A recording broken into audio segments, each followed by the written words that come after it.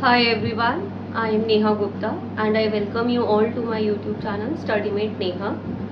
So friends, जो आज की हमारी इंडियन पॉलिटी की क्लास 48 है, उसमें हम हमारे प्रेसिडेंट ऑफ इंडिया की एडमिनिस्ट्रेटिव पावर्स को डिस्कस करेंगे.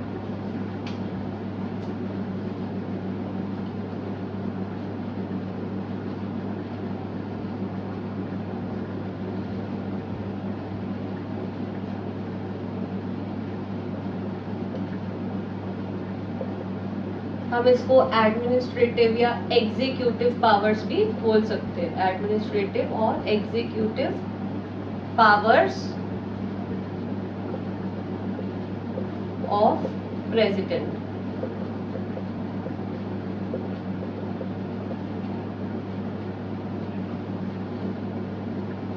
जब हमने स्टार्टिंग में हिस्टोरिकल अंडरपिनिंग्स का टॉपिक शुरू करा था तो हमने देखा था कि वो उस समय कुछ कुछ एक्ट्स ऐसे बनाए गए थे जो हमारे आज के भी इंडियन कॉन्स्टिट्यूशन को इफेक्ट करते हैं या फिर उनकी झलक आज भी हमें हमारे इंडियन कॉन्स्टिट्यूशन में देखने को मिलती है.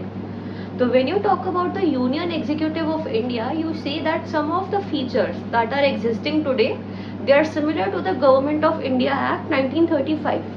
So let me write this first point of our discussion regarding Union Executive.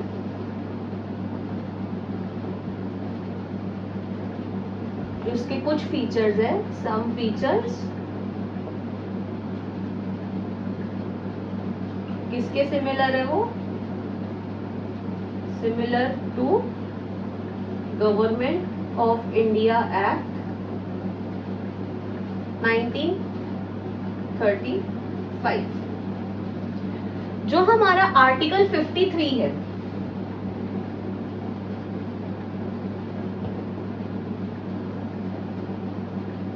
वो क्या कहता है? वो ये कहता है the executive power of the union shall be wasted with the president. तो जो हमारा इंडिया है इसकी जितनी भी एग्जीक्यूटिव पावर्स है वो कौन संभालेगा? वो हमारा प्रेसिडेंट संभालेगा. Executive power of union shall be vested with the president. ये हो गया हमारा दूसरा पॉइंट.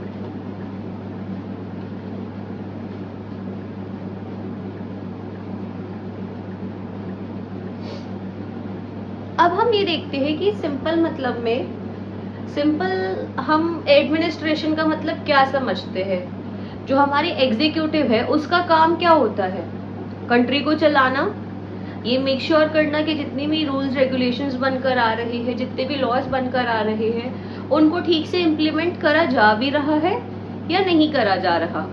तो ये तो हो गया हमारा सिंपल मतलब कि एडमिनिस्ट्रेशन का काम है जो हमारी एग्जीक्यूटिव है उसका. 3 organs of the government होते हैं ना, लेजिस्लेचर, एग्जीक्यूटिव एंड जुडिशरी. तो है we are talking about the executive जिसका काम क्या होता है? एडमिनिस्ट्रेशन का.